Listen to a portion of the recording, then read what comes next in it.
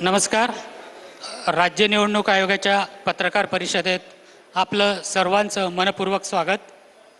राज्यातल्या स्थानिक स्वराज्य संस्थांच्या निवडणुकांसंदर्भात राज्य निवडणूक आयुक्त आपल्याशी संवाद साधणार आहेत. आज या पत्रकार परिषदेला माननीय राज्य निवडणूक आयुक्त दिनेश वाघमारे, आयोगाचे सचिव सुरेश काकाणी, उपसचिव सूर्यकृष्णमूर्ती आणि उपायुक्त राजेंद्र पाटील उपस्थित आहेत. आधी माननीय आयुक्त आपल्याला ब्रीफिंग करतील, त्यानंतर प्रश्न उत्तर होतील. मी माननीय आयुक्त महोदयांना विनंती करतो की त्यांनी पत्रकार परिषदेला सुरुवात करावी. नेटवर्कचा इश्यू आहेच.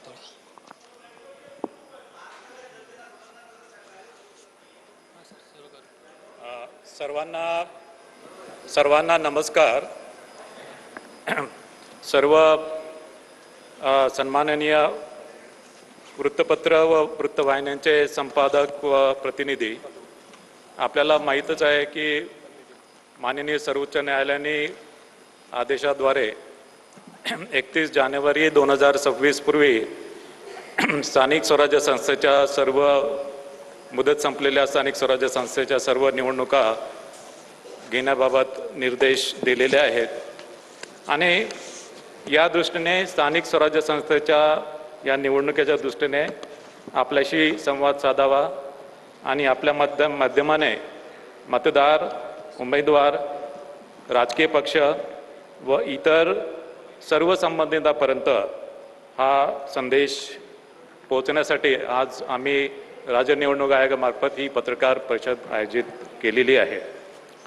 मला आपल्याला सांगायचं वाटते की ही पत्रकार परिषद ही फक्त नगर परिषद आणि नगरपंचायती निवडणुका संदर्भात आज मी संवाद साधणार आहे.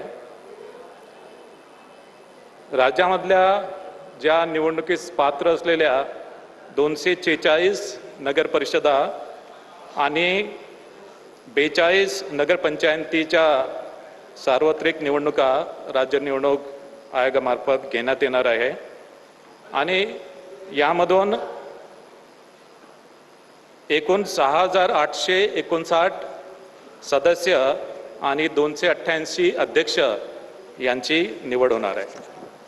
246 नगरपरिषदांमध्ये 10 नवनिर्मित नगरपरिषदांचा समावेश आहे आणि 236 नगरपरिषदांची मुदत यापूर्वीच संपलेली आहे. राज्यामध्ये एकूण 147 नगरपंचायती आहे. त्यापैकी 42 नगरपंचायतीसाठी निवडणूक होत आहे. त्यामध्ये 15 नवनिर्मित नगरपंचायती आहे आणि 27 नगरपंचायतीची मुदत यापूर्वी संपलेली आहे आणि उर्वरित 105 नगरपंचायतीची मुदत यापूर्वी समाप्त झालेली नाही. नगर परिषदची साधारणतः सदस्य संख्या ही 20 ते 75 आहे आणि नगरपंचायतची सदस्य संख्या ही 17 आहे. नगर परिषदेची निवडणूक ही बहुसदस्यीय पद्धतीप्रमाणे आहे आणि साधारणतः एका प्रभागामध्ये सर्वसाधारणपणे 2 जागा नगर परिषदेमध्ये असतात.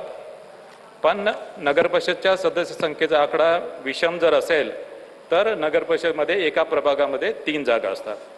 म्हणजे साधारणतः मतदारांना 2 ते 3 सदस्यांसाठी वोटिंग करावं लागेल. याशिवाय नगर परिषदेचा एक अध्यक्ष आहे, यासाठी सुद्धा मतदान करावं लागेल. नगरपंचायतमध्ये आपल्याला माहीत आहे की फक्त एक सदस्य असतो आणि एक अध्यक्ष. त्याच्यामुळे तिथे मतदारांना नगरपंचायतीसाठी 2 मतं द्यावे लागतील. नामनिर्देशन हे पूर्णपणे राज्य निवडणूक आयोगाने जे संकेतस्थळ विकसित केलेले आहे त्या संकेतस्थळावर ऑनलाईन नामनिर्देशन पत्र स्वीकारले जातील आणि एका प्रभागामध्ये एका उमेदवाराला जास्तीत जास्त 4 नामनिर्देशन पत्र दाखल करता येतील.